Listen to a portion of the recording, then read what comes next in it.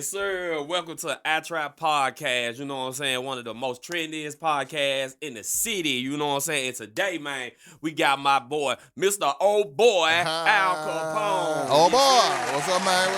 What you got going, bro?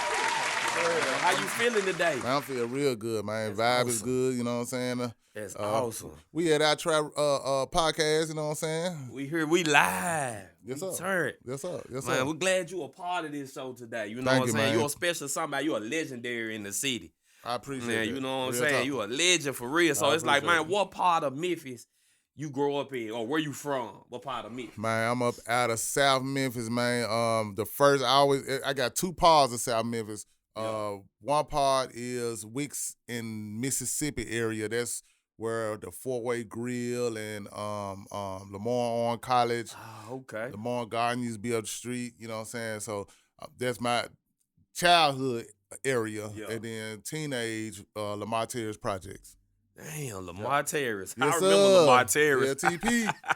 Yeah. Dang, so Lamar Terrace, baby. so how was it growing up in that little region over you was in? Man, as a kid, I think it was fun. Even though we, you know what I'm saying, Yeah. the money wasn't really there, you know what I'm saying? Of course, government cheese and, you know what I'm saying, they call it mouse south or some, the foods where you get the can of beef, you know what I'm saying, the beef in the can. I You know get about that a little bit. The peanut butter in the can, you know what I'm Yeah. saying? Like I said, the government cheese where you learn how to cut Man. that cheese just right so you get the fat grilled cheese sandwiches. Man, that jump. I don't even remember the cheese even melting, to be honest with you. Hey man, it's a special way, you know. Yeah. It's Damn. a special way. It will melt if you put the work in. Then they give you the butter to go with it. So anyway, I come from that in those them days. You hear me? Okay. You know I what can't I'm saying? look. I'm around in that little section too. I remember getting the juice with the label was in black and white. Yeah. I don't even know what it might have been the first juice. I don't even know. Well, But you know. I remember the jungle juices though. You know what I'm Oh, saying? yeah. I know I still do jungle juices, but jungle juices back then used to be extra yeah. fine. I don't know They what had was to be in a tall car and they had to have a little leak at the bottom. Oh man, I forgot. Had to See, have a little leak at the that's the bottom. difference in the jungle juice now. They in the plastic thing, Oh, nah, but the I jungle juice then was in the carton. You sure ain't lying, man. I ain't drinking that. We used to get that, the lemon cookies. Oh no, you talking And about then- Jack's lemon cookies, man? Yeah. And then get I hear some goose liver with some hook Oh, cheese. don't you talk about the goose liver, my guy? Yeah, The goose liver with the goose hook liver. cheese. Yes, sir. Man, That was my favorite. Yeah, in the can, my candy with some pop crackers, and not shit. with the crackers. Oh yeah, with the crackers. Yes, You sir. can do that with the saltine joints for sure. Yes, sir. Yes, For sir. sure. Hey, look, you buy the crackers by the little pack. Man, about a little pack, and you rich as hell if you get some Ritz. Man, nah, we weren't eating them junk. That's what I'm saying. You rich if you got some Ritz. Yeah. We got the crackers from the church. Man, I already know what you talking about. What you mean, you know what I'm saying? So did. So look, what high school you graduated from? Central High, man. I went to Central, came up out of Central High. Went to Northside for about a year, and but most of it was at Central High. The Yes, sir. high school. The high school, man. Man, a fool for thought. Have you ever known that they actually played the NFL game at y'all Central Stadium? Back in the Hell 50s? no, for real? Yeah, I think it was the Browns and somebody else. I seen that jump pop up on like this NFL history channel. I was like, damn, they played the NFL game. Wow, man, I'm about to look that up. It's y'all stadium. That's crazy. Yeah, that's a little fool for I'm thought surprised right there. they ain't got that. They may have it, but they need to have that like big in the. Yeah, You know what I'm saying? When you walking through school, like man, it was an NFL game at the they Crump get that little Stadium. placard junk, that little green junk. Yeah, Crump But, yup, Stadium. We had the NFL. You gave me some game. Told me hey, something. I ain't that's know. real shit. That's real shit. Dig that. So dig look, that. growing up, you say you went to Central and a little bit of Northside, but Central, man. Yeah. Did you get checked or you was doing the checking in school? Man, I ain't gonna lie, I ain't no checkers. You know, check. I can slip one in here and there, so you know what I'm saying. Yeah, I'll be the one to get fired up. Get fired up. It's Yeah. crazy. Cause I just laugh at it though, cause hey, it be funny to me too. Yeah. I It's find myself man, up. Damn. That's crazy though. Look, some of your close friends say you look like Al Green. I'm like, damn. Oh, shit. Love and happiness looking at Damn, that's too Hey, funny. so look, in high school, did you have like a clique or a group you had or hung around? Yes, sir, man. We had this clique called the RG Syndicate. You know what I'm saying? And you gotta think about it, Central High School at that time was really ran by the preps of the school. Okay. You know what I'm saying? The Dukes, the Gents, you know what I'm saying? They really ran Central at the time until we started our little clique called the RG Syndicate. And we used to wear all black. We really formed it because we were like, man, we not, you know what I'm saying? I had a curl. So I'm like, man, I'm not cutting my hair to getting no, you know what I'm saying, getting nobody else. So we're going to start our own. So we started RG Syndicate. And, man, before you know it, man, we took over the school. Yeah. You know what I'm saying? It was like one of those high school stories where it's like it was one way 1 minute, and then we kind of took over the school. Gangster walking around, you know what I'm saying, up and down the steps and at the programs, you know what I'm saying? We gangster walking in front of the principal hotting them up. You know, we were lit. We were lit, man. The syndicate, man. The syndicate. Okay, just like we got juking wars now. Did y'all have like gangster walking battles back in the day? Nah, we weren't really battles, unless you was like the guys from G Style, like Hurricane and Romeo, you know what I'm saying, Lil Wolf, Crunchy Black at the time. They was like the serious gangster walkers where they would break the way let me just break down the juking thing, because I feel like they kind of ushered in the juking thing at the time, because gangster walking was just gangster walking. Right. And it wasn't really no gangster walking contest where we would battle each other, but we'll have gangster walk lines where we, you know what I'm saying, and who we just turn up. Maybe we was competing and didn't realize it. Right. But we just turning up, just gangster walking to the line, making sure our circle was on point. But it was those other guys, like I said, from G Style and folks like Crunchy Black and OG JaQuincy. They would break off from the line and start doing extra moves, and then they'll jump back in the line. Like, we was gangster walking, but they was breaking off, and then I feel like they started to bring that juking into the game, because they would break off and do some other moves that we wouldn't do. We would just normally gangster walking, just get bugged, just gangster walking. Then they'll just break out and start doing some other boom, boom, boom, boom, and then they'll jump back in the line. You know what I'm saying? Yeah. So I think they kind of ushered in juking early on, because but yeah, I'm just saying, you asked me about. Nah, you good. I get the reminisce, you hear me? That's the point. We trying to get that info. Yeah, real talk. So look, did you have a look? You said you had a curl. Did you have the V curl or you had a Jerry? I had a Nouveau curl. Shit, the best one. Point in the back. No, my joint was just long. Long you know down, what I'm saying? okay. It was just long. You know what I'm saying? It draped down my shoulder. You know what I'm saying? It was a Nouveau curl. So I always say it's the upper echelon of curls whenever I talk about the Nouveau curl, because it was it had the wet look, but it wasn't wet. Okay. You know what I'm saying? That was the beauty of the Nouveau curl. But before I had the Nouveau curl, it started out with the Pro Line curly kid. That's the first curl. I don't even know what that is. Man, that was when Michael Jackson first came out with Beat It. Damn. Them type of curls. Okay. The Soul Glow curls. The Soul Glow. That was the Pro Line curly kid. And then it went from that, you wanted to step your game up, you got the Hawaiian Silk. That was the step above that, and then the step above that was the Nouveau curl. So I went through each stage until I got to the Nouveau curl. I remember when I was going to East, man, I used to see niggas with the little V curl, and when they juke, that little point on the end be juking with that. Yeah. So funny the V curl came a little maybe like a couple of years after the straight long curl. Yeah. Then folks started cutting it in the V after that. That's crazy. Yeah, man. That's hey man, I'm gonna take you there, man. You taking me there by asking me. So what type of person you would consider yourself in school? You know what I'm saying? What you was? Man, honestly, at school, I was actually a straight A student in school. But then I started, you know what I'm saying, hold on, let me break it down. Elementary, I was a straight A student. Right. By the time you get to middle school, you know what I'm saying, you seeing different girls, you know what I'm saying, from different neighborhoods and stuff. You're going to different classes. So, you know what I'm saying, I started falling off. You know what I'm saying, for the straight. Yeah. You know what I'm saying, trying to get to something. You know? Yeah. Then, so I was a straight A student, but I just started, falling off and, hanging with my guys or whatever. So I was like the cool, smart dude. That didn't stop being smart because I just wanted to hang out. And then rapping and stuff, I'm rapping, you know what I'm saying? It wasn't about doing good in school at one point. It was just about, doing good enough, but hanging out and being cool and, you know what I'm saying, rapping in the hallways and, you know what I'm saying, trying to get you a female 2 or 3 or 4. You gotta. You gotta get that. So you ever play in the sports? Yeah, not in school, but we did play in the projects or whatever. Yeah. Actually, my sport of choice was football. Football. Yeah, I used to love playing some football. I sucked at basketball. But you was a kicker? Nah, man, I would think. Nah, I ain't do no kicking. Nah, we ain't play no kicking in the hood. You either gonna get a touchdown or get a ball. Man, throw me the ball, man. You know what I'm saying? I'm the catcher. You know what I'm saying? I'm the one that's gonna catch it every time. I'm gonna take it all the way. You know what I'm saying? To score. So you know what I'm saying? Did you attend college or? No, I didn't make it to college because right after high school is when the song "Lyrical Drive-By" popped off. Okay. Like right after high school, DJ Squeeky played a pivotal part of that happening. Because he was really, pushing that song in the club until it broke. And on top of that, I was performing and everything. But anyway, right after high school, that song really popped out for me.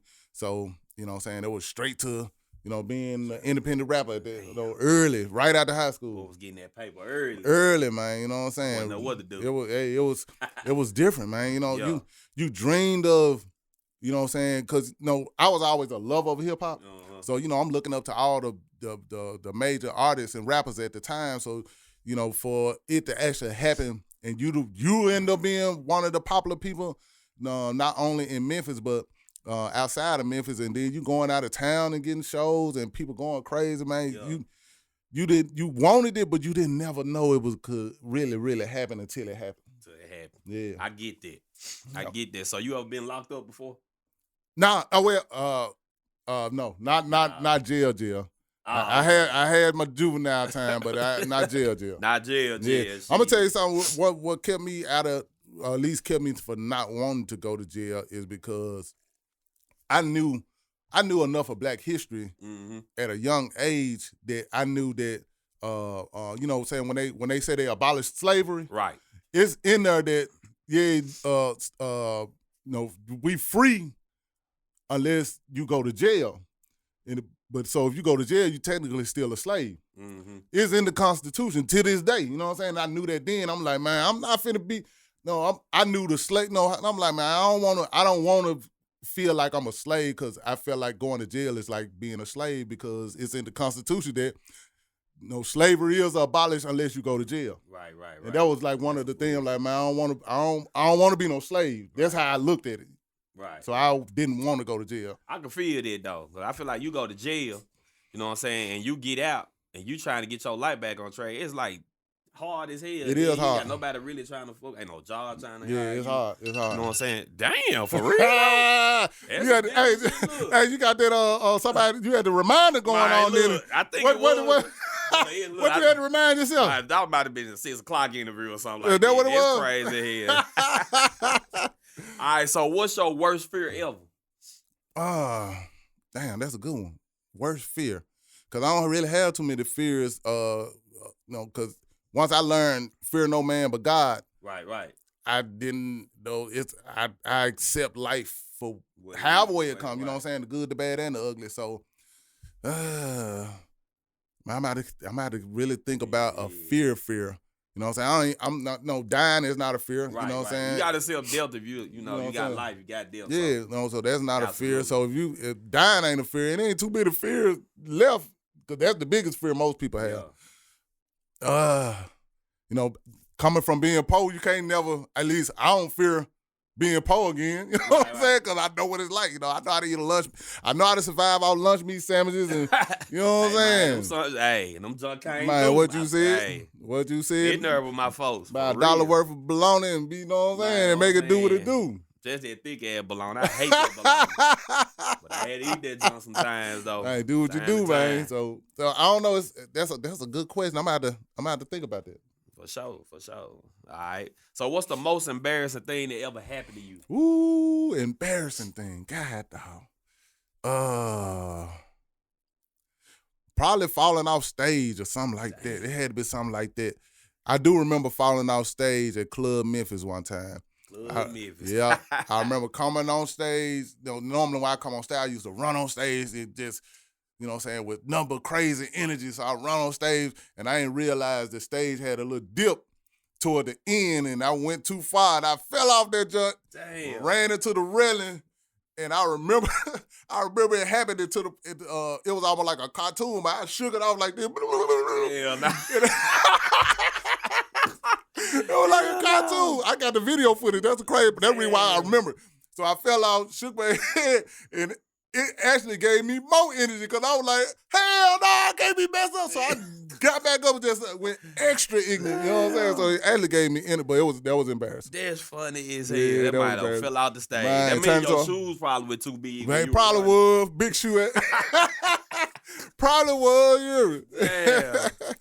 Man, so check this out. Do you got a routine or a ritual that you do before you like start rapping or write your music? Not really. I don't really have a routine because it's so many different ways to approach writing music. You can I can write a song without the music. Okay. And then eventually find the music that go with the words or the chorus, or I can hear the beat and write the song to the beat. Or I can do it where just play the beat and I'm gonna go in and just feel the vibe and get the freestyle the lyrics basically. Okay. So it's a lot of different ways. I don't really have no structure. It's whatever mode I'm in at the time. Oh, okay then. So look, how you come up with the name Al Kapone? Man, actually Al Kapone was not supposed to be my name. Dang. I started out with the name Scarface Al. Like the very first Lyrical Drive-By song is and I say in the lyrics, they call me Scarface Al, straight from the underworld. Yeah.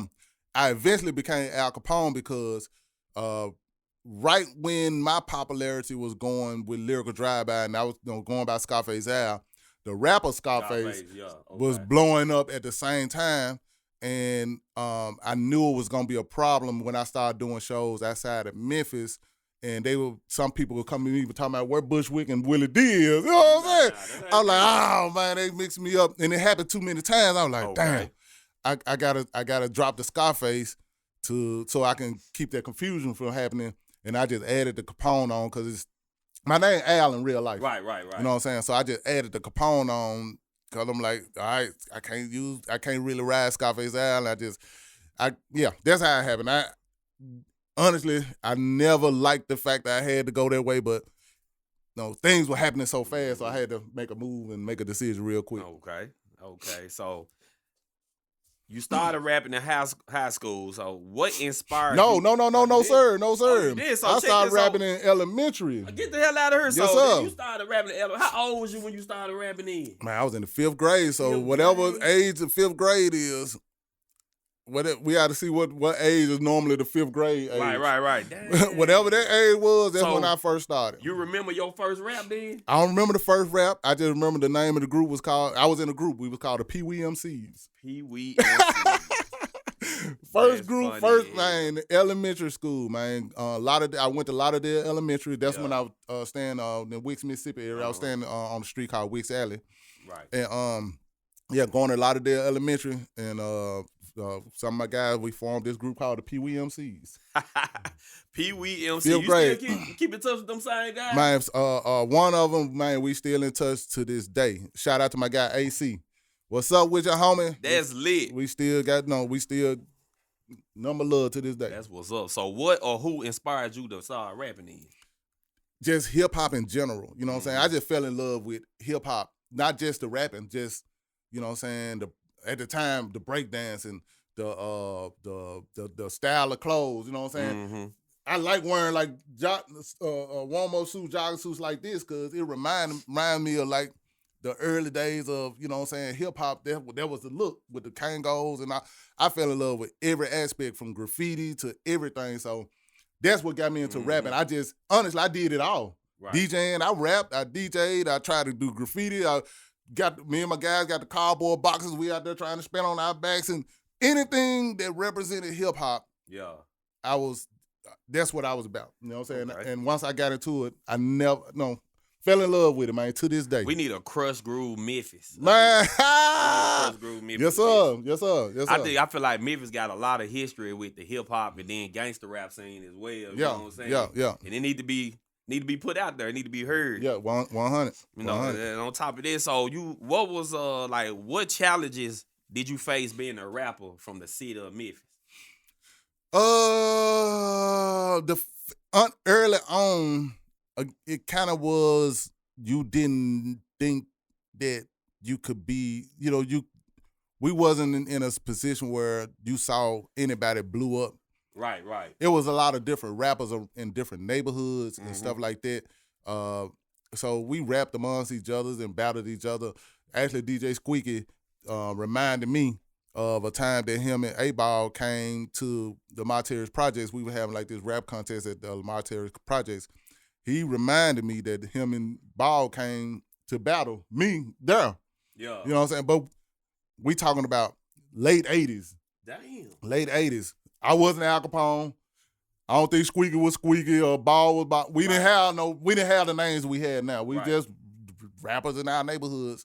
So I'm just saying the challenge then is we didn't really know too many people. We didn't know nobody really from the city that actually had, blew up or anything. So we really were doing it strictly off the love for the love of hip hop, the love of rapping. We didn't know. So I guess the challenges is just not knowing. That was really the challenge. Because it didn't stop us from wanting to do it. We loved it too much just because we loved hip hop. So doing it wasn't the problem. We just didn't know it could be something that it ended up being. Yeah, for sure. Because it's paying off. Oh yeah, it's a good look now. We laid a foundation that to this day is still, a lot of new artists and new generation eating well off of it, and I love to see it. A lot of the OGs getting their just due now, so I love seeing that. So, but it came from a foundation that a few of us in the early days laid down, and it's still, it's still going. It's actually stronger than ever now. That's what I love to see, because I was kind of worried at one point that Memphis wasn't getting their just due. As far as the hip hop scene, it was like certain artists would get their just due, but not the city of Memphis as a scene in general. But now it feels good to know that people are talking about Memphis hip hop. Right. You know what I'm saying? And it's a great look to see. That's why I said we got to get a documentary on Memphis, just Memphis hip hop. Real talk. We got all these other rappers sampling. They don't even know who these folks is. Some of them probably don't even. The younger people wouldn't probably know. No, there ain't no way they know. Man, y'all don't even know. This what's her name? So-and-so track. Mm-hmm. That's wild. When we hear somebody else like an age range that know, we like, dang, they don't read it. Exactly. Cold, though. Exactly. That just shows the level of respect and love that the Memphis rap scene is getting now on a level that it never had in the history of the Memphis rap culture. It's on a man. I just want to see it keep going, but it's looking good now. It's looking good. It's looking real good, and it's good to see. Yeah, I love it. So, were your raps more so a reality or just rhymes? It was a mixture of both. It was definitely rhymes. It was reality because, I grew up in the hood, in the projects. I jumped out the porch and did a few things. So I was able to talk about things from that perspective of actually, doing certain things and being around, certain people that, did things worse than me. You know what I'm saying? Right. So I was talking about things from that perspective and that reality, but at the same time, it was, being loving rap and the history of rap. You still want to have a certain level of skill set too. So it was a little bit of both. Okay. So have you ever had a rapper ever to make a diss song about you that you're aware of? Yes. I'm sure somebody did, but I don't know. I can't point it out. Point it out for sure. I can't point it out. Somebody probably did, but hey. For the most part, I got love. You know what I'm saying? I got for the most part, I got love. But I know, you know what I'm saying, Jesus had haters, so everybody gonna have haters. Everybody got haters. You hear me? I guess how the saying go, if you ain't got no haters, you ain't doing it right. You ain't got no haters, you ain't popping. That's what they say. You ain't got no haters, you ain't popping. So were you ever affiliated with 3-6? Not in the group, right, but I knew each individual person in some form of fashion. Mm-hmm. Crunchy Black actually was, before he got with 3-6, he used to be one of my dancers. Oh, okay. You know what I'm saying? He used to dance. He used to be one of him and a guy named Mark. His partner named Marcus. They used to be, the dudes that be on the side of me doing gangster walking and stuff like that. So, so he started out with me. I knew him before 3-6, before they formed the group. I knew Juicy J before he was, you know what I'm saying? So, yeah, Right. ultimately, yes, I knew a lot of those guys before they even formed the group. Okay. So, do you got any memorable experience or interactions you had with fans of your music? What you mean when you said? Well, remember, like something like maybe somebody passed out or something like that while you were rapping or something. Some of the best memories is always the girls screaming and going crazy, man. That's even early on in the career. Seeing that was like, I felt like Michael Jackson in a way, but as a rapper, because that's I used to see him. I used to see the women going crazy over him. So when I was in those early days, seeing women and females acting like that with me, I was like, damn, I remember that. And I loved it. I loved it. Right, for sure. So look, how you stay motivated to continue to make music, with today's rap scene? Because I love it. You love it. Like I said, I got into hip hop because I love hip hop. I love hip hop still to this day. I love the early hip hop. I love every journey through hip hop, and it's hip hop today that I love. So just being able to tap into whatever the sound is of the day and find the parts that you do love, you know what I'm saying? And then once I find what I love about whatever that area is, like whatever's going on now, once I find out what I love, then I'm like, how can I do my version of that? And that kind of keep me current at the same time. Okay. So what message you hope your listeners take from your music? Now, my biggest message I want to say is probably never give up. That's my biggest. It kind of underlined in a lot of my songs is never. Even Whoop That Trick is like, man, I ain't giving up. You know what I'm saying? Whoop that trick. You know? I ain't giving up, man. Shit. Never give up. So do you feel like today's music is pretty much all cap? No. Today's music. Matter of fact, they crazy as hell because a lot of them doing snitching what on themselves in the race. They talk about what they doing in real time. That's crazy. So it ain't I'm sure you got some folks out there that is full of cap, but there's a lot of them, you know what I'm saying, that definitely it ain't no cap. They, like you said, they talking about what they doing in real time. It's crazy. There's a little too much. You ain't supposed to do that, but hey, you can't tell nobody what they they do what they want to do. So do you got a favorite rap track you ever produced or written? Besides Whoop That Trick, because I produced that one. A lot of the new stuff that I'm doing, I'm really loving. It's the fusion. I almost didn't get it out. I want to scratch with that. But it's a mixture of blues and rap. So I'm really having fun with blending blues and rap together right now. I ain't gonna lie, one of my favorite songs from you is, I think the name of is the locked in, something locked in. It's something like that. I can't even think of the. Well, you gotta give it. I almost got you. Got a lot of songs. Yeah, I got a lot of songs. Yeah, you got it. But it's an old, I think from '95. Ooh, I don't even know if you even probably got on Apple, not to be honest with you, but I remember this. 95. Loking up. Loking up, that's it. Still loking up. Still loking up. That's it. Loked out, smoked out. Yeah. That's one of my favorite songs. Still loking up. I had to kind of think about what you were saying. So with Whoop That Trick being one of your notable songs, when you wrote that song, was it anybody in particular you meant that song you had, that it was for? I would say this. I was definitely feeling some type of way when I made the music. Mm-hmm. The music definitely came from me being pissed off at somebody. Gotcha. And the music was created from that. The chant was a continuation of a song that I had called I Ain't a Killer that was on Memphis to the Bomb That Bay compilation that I put out. And it had this chant called, it was like, beat that bitch. That was the chant. Yeah. And I knew, and I used to do it in the hood clubs, and I was like, man, I got to make a chant if I want to get a radio version. So Whoop That Trick was like, man, I'm going to make a radio version of that. Of that chant, and that's how Whoop That Trick really, the chant came about. And let me be clear about this here, because when people hear me say I make, it started out as beat that bitch and then came to Whoop That Trick. Beat that bitch is not talking about a woman. In Memphis, right. if you call somebody a bitch, you talking about a guy. You know what I'm saying? You know what I'm saying? I don't never condone beating women. So beat that bitch is talking about beating the dude. Right. You know, that's how we talk. Right. Trick is talking about a dude. Right. You know what I'm saying? And if you don't know Memphis slang or understand what our lingo is, you'll take everything at face value and think he said bitch, so he talking about a woman. No, I'm not. We weren't talking about women. Right. You know, you could talk about women by saying that, but a lot of times when we say, "Oh, bitch," you know what I'm saying? We talking about a dude. You hear me? So I was talking about a dude the whole time, just to clear the air on. It was never talking about a woman. Right. At all. Right.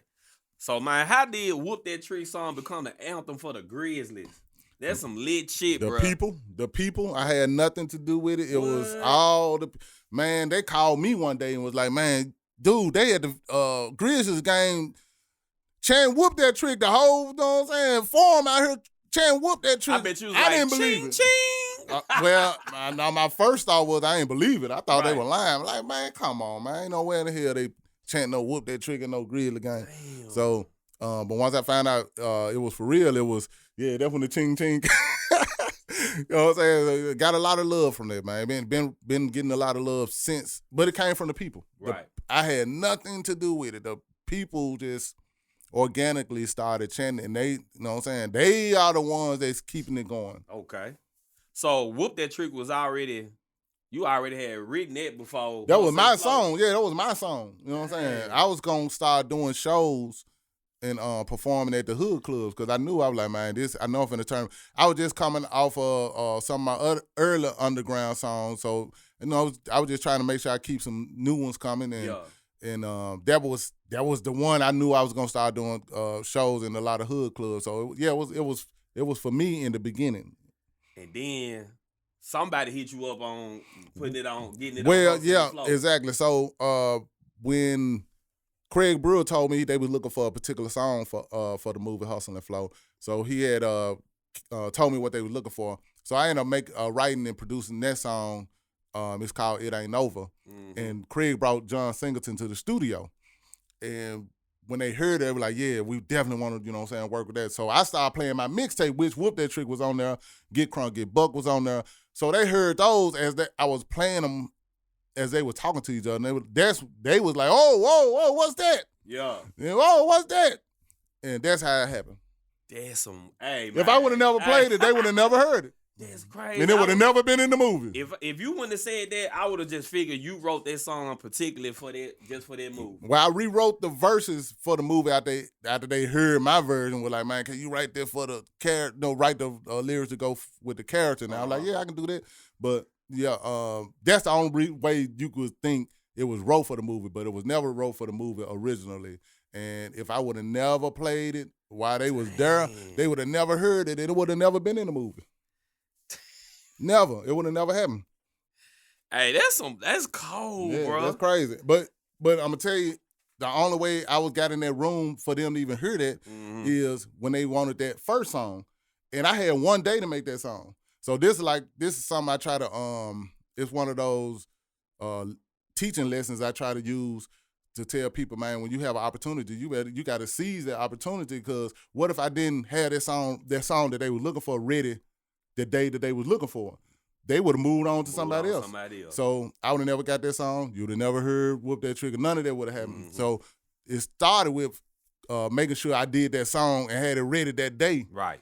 And like I said, from there, they heard I was playing my stuff, and if I wouldn't have played it, nobody would have, the streets would have heard Whoop That Trick, but it would have never became what it became. Nah, that's great. You got all sources of different color skinned people saying it. People that I wouldn't expect to never say that shit. Me neither. You know that's what I'm some saying? lit shit, bro. And be dead serious. That's some for real. And be dead I seen a Grizzly game. I think my nigga had fouled Tony Allen hard as hell. I just was with Tony Allen last. I'm sorry, I hate to cut this. It's crazy you just brought up Tony Allen. Tony Allen, I was at the game yesterday. Tony Allen, somebody brought Tony Allen to me. He said he wanted to meet. He was like, man, this is my first time meeting you. And he gave me so much love. He was like, man, you just don't know every time, you know what I'm saying? I heard that heard your song, man. It just made me want to go harder. You know, he just showed so much love to me last night for the first time. We met for the first time last night. That's crazy. My first time meeting Tony Allen and Zebo, man. Them niggas some cool ass guys. Yeah, Zebo cool in the fan. I've been knowing Zebo for a while. Tony Allen so funny. That man cool as hell, bro. Yeah, hey, he didn't have to do what he did. He did not have to come and did do. You know, say that shows he cool as hell, like you said. Hey, he a real nigga. Yeah, Him and Zebo, I fuck with them. 1,000. Hey, so you feel like this song, you know, being on the Grilly, hearing it on the Grilly, kind of put you back on the scene again? It did. It definitely kept my name going strong. Mm-hmm. It kept me. And then it put me in front of a whole new, different audience. So, you know, it definitely, no question about it, man. I appreciate the love I get from that. That's crazy, because my girl from Michigan, man, she like, whoop that tree. Yeah, no, it's look, I interviewed the nigga that made it. 100 done. That's real talk. Sure, though. So look. Yeah, it's out there. What made you take your tongue ring out? Man, what the hell did you talking about, man? I already knew it was coming. I knew it was coming. The curveball. Oh, shit. Never had a tongue ring. And never was going to get one either. And never was going to get one either. Man, so look, like you spoke on earlier about, you know, you doing like a blues rap. Mm-hmm. Your new song, Vice Grip. Mm-hmm. You know what I'm saying? You know about that? Hold on. Listen, I got to go do some Okay. Yes, sir. You know what I'm saying? Like, I went a whole different direction. Yeah, I don't even know how to even like, bro, how the hell you do the blues and the rap? You got to be creative as hell. And I listen.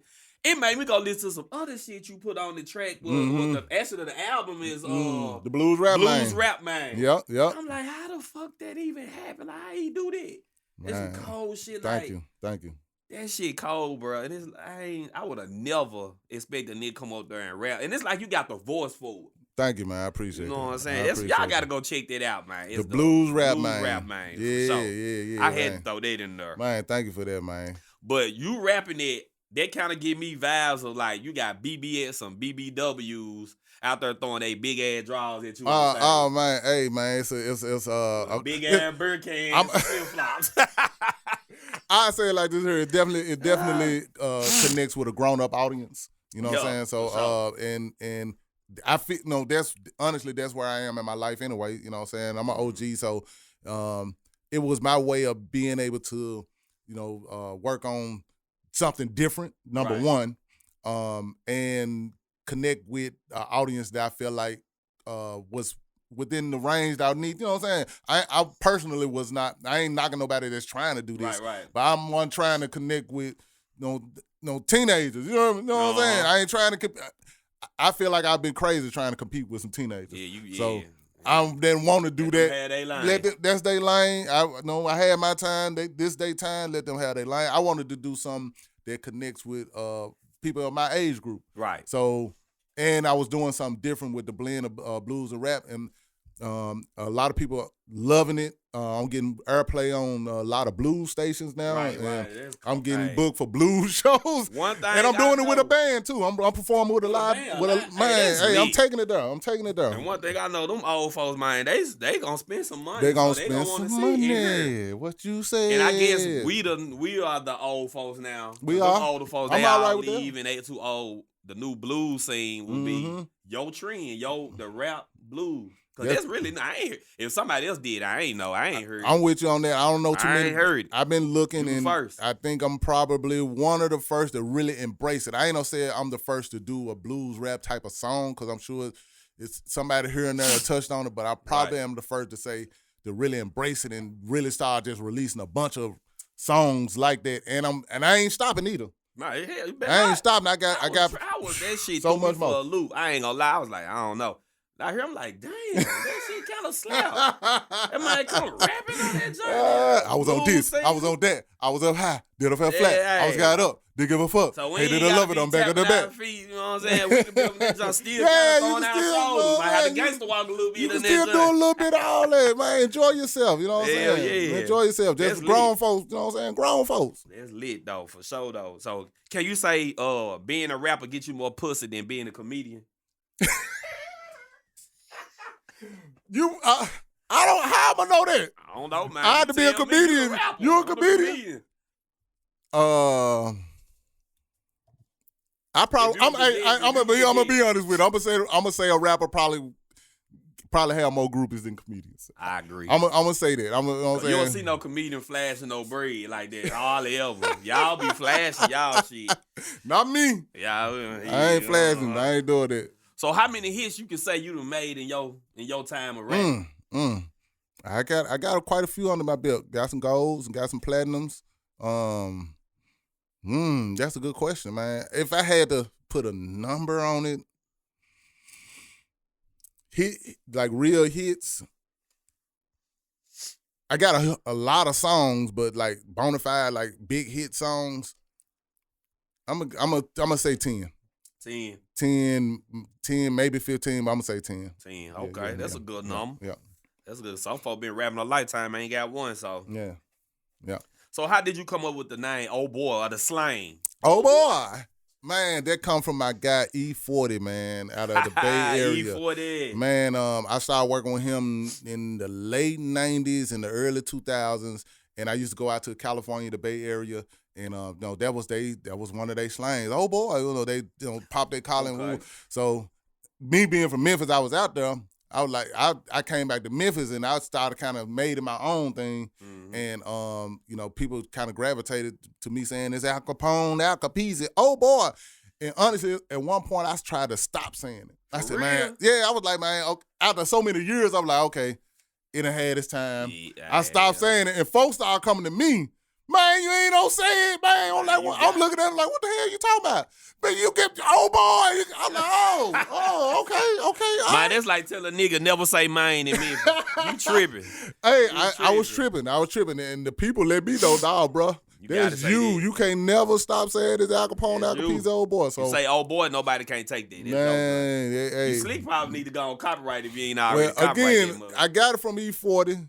I just kept it going. I just said it like that. Okay. Yep. So is there any artist, male or female, that you want to work with? Of course, it's definitely. But if I had to lock into who, it's so many. You know how so many come to your head and you can't lock down on one? I can't think of nobody I can say. It ain't coming to me like specifically right at this moment. Okay. But definitely a lot. I won't, it's a lot of. I think I could put one out. I don't know if you're a fan, but you know what I'm saying. NLE Chopper, he been remixing old school songs and putting his.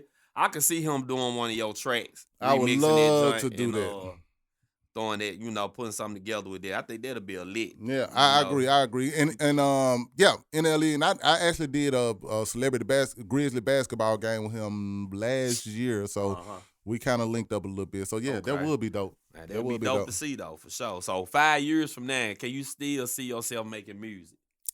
I'm doing blues rap, man. Hey, I can grow old with this one. You hear me? I can grow old with this one, babe. Hey, look, you might go from there to church rap. You know what I'm saying? Contemporary church rap. You know what I'm saying? Hey, you never know, man. I might get saved on that level. I ain't saying I ain't saved, but I might get saved to the point where it's like, man, you know what? I'm rapping for the Lord, man. For the Lord. But for right now, man, I can ride this blues rap. You know what I'm saying? To the end. I can ride it right now. It's lit. I ain't gonna lie. Yeah. So what advice you would give a young rapper in this day and time? Man, understand the business first as much as you can, and what you don't understand, you got to learn. Mm-hmm. Wanting to rap and loving to rap is one thing, but you definitely got to understand the business of putting out music and publishing and keeping copyrighting your music, just staying in control of your stuff. So when it's time to make money off of it, you can make money off. So understand the business. Number one, don't give up if you believe in yourself. And I would say figure out how to be a little different, because when everybody is the same, it's hard for you to stand out. Right, so you got to figure out how to be a little different enough where you can stand out. And that's I ain't gonna say that's funny you say this.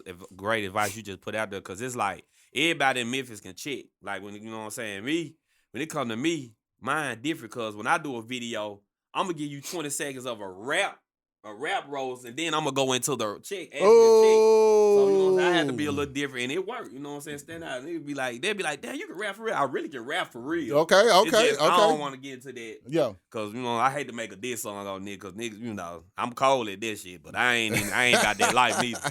But you found I'm a way. Family man. I hear you. I'm staying out the way. I'm let y'all young cats have. Hey, that's one of my songs. Stay out the way. Stay out the way. One of my blues rap songs. I stay out the way. So look, have you ever got so nervous on stage before performing and you farted?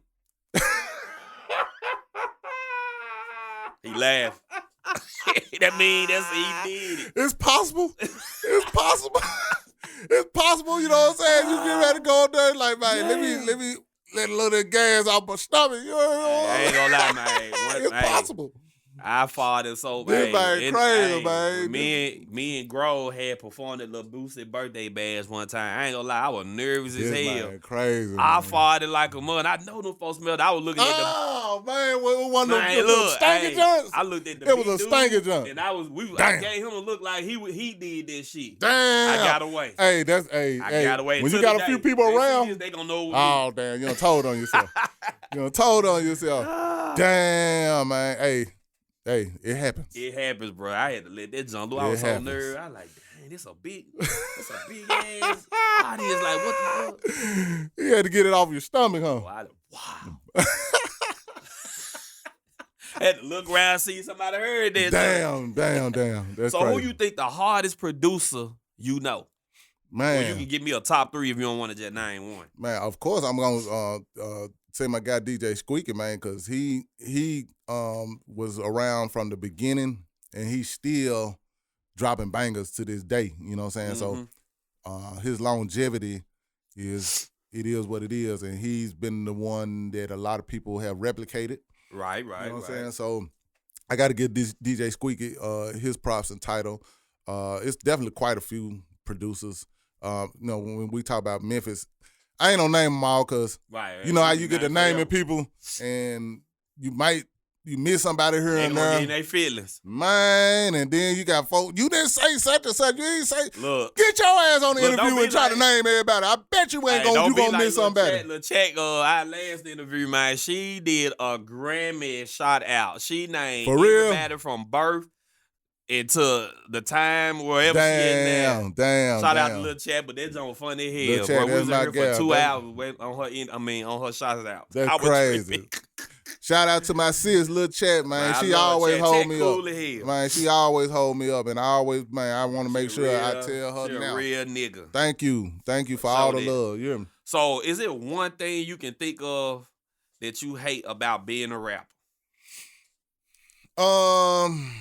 I would say people expect a certain image in us. It's like they have this image of a rapper and they expect you to be that image all the time. Okay. And I'm the type of I'm like I'm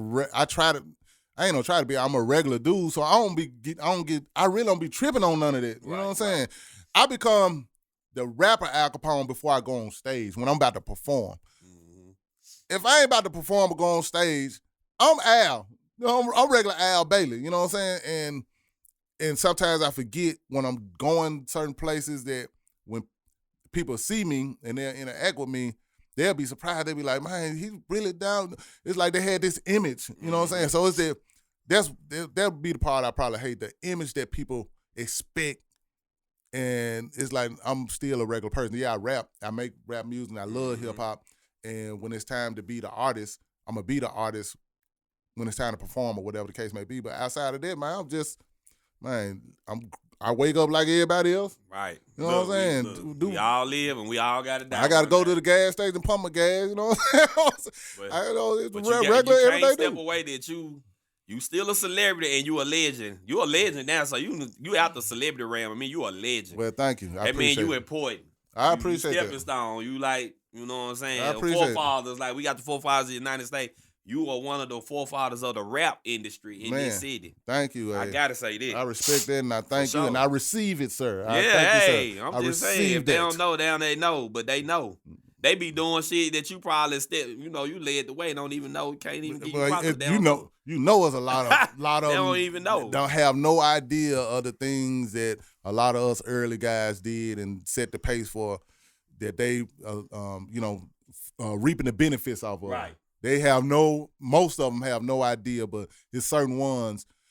Actually, Duke Deuce hit me up about a few weeks ago, and he said he is learning more of the history, and I respect that. It's like, man, that's cool to see when a younger generation really takes the time to like want to understand and know where the Memphis rap sound and scene really came from and who are some of the people. So yeah, it's cool when they do it, but a lot of them have no clue. I swear to God, I can't wait till they do a documentary like that. They got to throw the comedy scene in there, the chick. Yes, sir. If they don't put me in that jump, man, I'm boycotting that motherfucker. I'm boycotting. Man, I was just around, Oscar P? Yeah, I know Oscar P. Man, tell him, man, because I just did a video with Sir Charles Jones from the Southern Soul, and we were at here in Memphis at the Rocking Chair. So Oscar P was there. And I was trying to get him in the video shot, but he didn't get in that video shot. We were supposed to do another scene the next day, and I was like, "Man, come back the next day.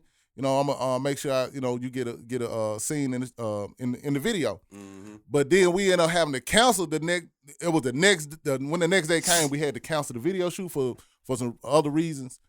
And I never got a chance to get Oscar's number to let him know. I was like, man, that man probably like this man flogging the cabin. His ass out. Cabin and flogging like what? And for the people that ain't from me, but that flogging is lying your ass out. Man, it's Cap. Cap. That's all it is. Say Cap now. Flogging is Cap. Flogging. Cap back in the day was we. Man, what you said? I don't even like to say Cap now because they mean a whole different. That's crazy. Man, Cap is. Cap, man, we was getting some top. Cap and gown. Cap and gown. The cap and gown. But yeah, no.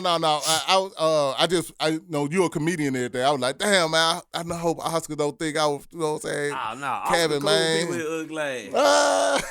Shout out to Oscar P. Shout out to Oscar P. So look, have you ever bought some pussy with your rap money? I never did that. Damn. I never had to. Damn. You don't have to buy it. You know what I'm saying? It's plentiful. Hey. You actually have to turn it down because it's like you got to be careful. You know what I'm saying? You can't take it. You can't accept it just because they give it to you. You got to vet and make sure what you're getting involved with. You know what I'm saying? You can't just be out here like this. So how much P Diddy invested into your rap career? Who? P Diddy. He has invested zero into my. I am not in none of those scandals. Whatever they had to do with them parties. I was not in it and had. I'm gonna tell you something though. There was a LA party. I got an invitation and they had the skull and the bones crossed. I got an invitation to one of them junks, and I saw the skull and bone thing. I was like, I ain't going there. Oh no, I ain't going. I don't know. I don't even want to find out what's going on. I am not going. And I was like, you know what? I guess I'm not gonna make it on a certain level because I ain't going. That's crazy you say that. I know I ain't going. She into like social media comedian. She got a big name for herself. And man, she got invited to a party. He had to leave your phones in. And she went in there. She said they was on all kind of wicked shit. And she said it looked like they was drinking real blood. And she just got on down from out of there. She was like, they was. It felt like super wicked. She wasn't fucking with it. Hey, I wasn't even going. I didn't want to find out. I didn't want to see it. I didn't want to know what might happen. I didn't want to beat nobody's ass for touching me the wrong way or none of that. I was like, so I'm not going. You know what I'm saying? Come back on I ain't going. You know what I'm saying? Hey, your time up. We need you to do this, or we gonna post it. I'm not going, y'all. Hey, whatever it is, whatever it ain't, I ain't gonna know because I ain't going. And I didn't go. For sure. So you got a dream car you still dreaming about? Man, I really don't. I never was really into cars. Long as my car is driving smooth and I can get from point A to point B, you know what I'm saying? Long as I ain't got to. That might sound like a real old school man. For real. I'm for real. I wasn't never into cars like that, man. I just wanted mine. Long as there ain't no cut off. You know what I'm saying? Long as the muffler ain't making no loud of noise. Noise, not loud. Long as they ain't, all the stuff you went through in the when you coming up and you getting the old cars and you have to.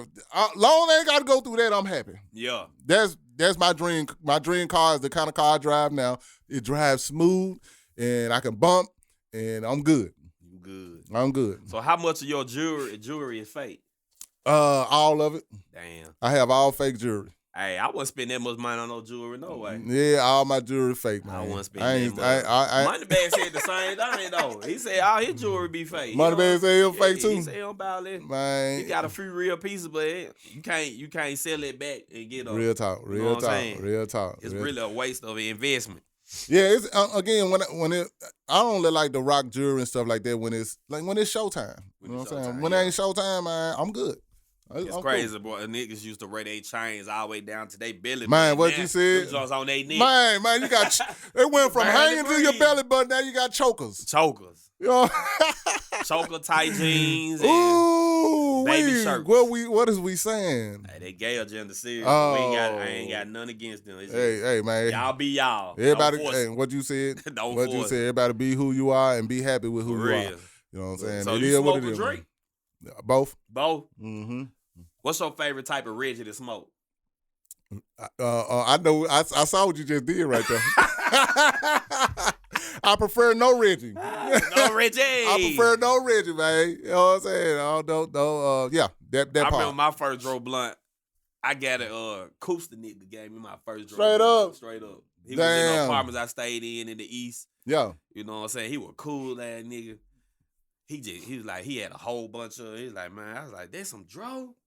He's like, yeah. I was like, man, what that smoking like? Like, what he, man, gave me and my nigga Bobby, he gave us a little bag of that junk. We smoked that Dro blunt. Straight up.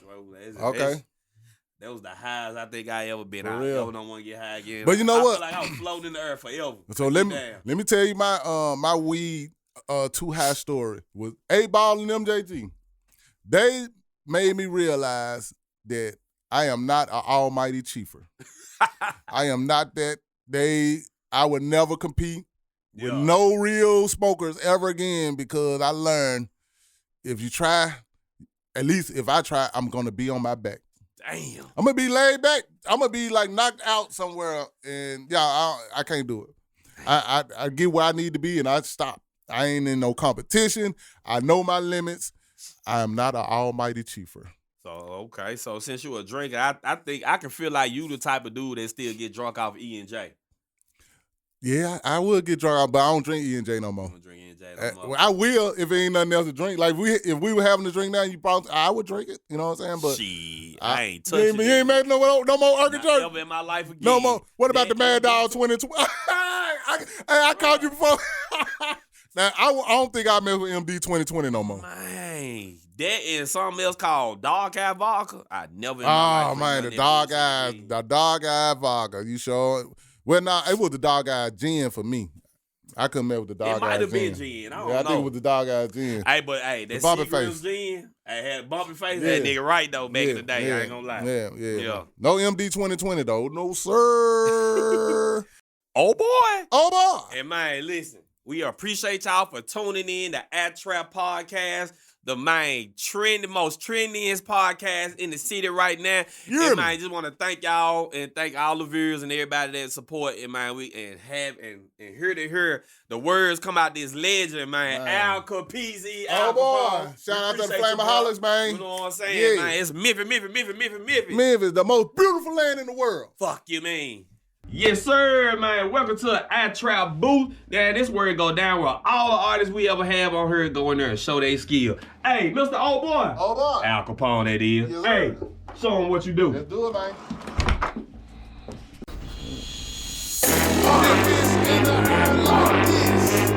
Pump your fist in the air like this. Pump your fist in the air like this.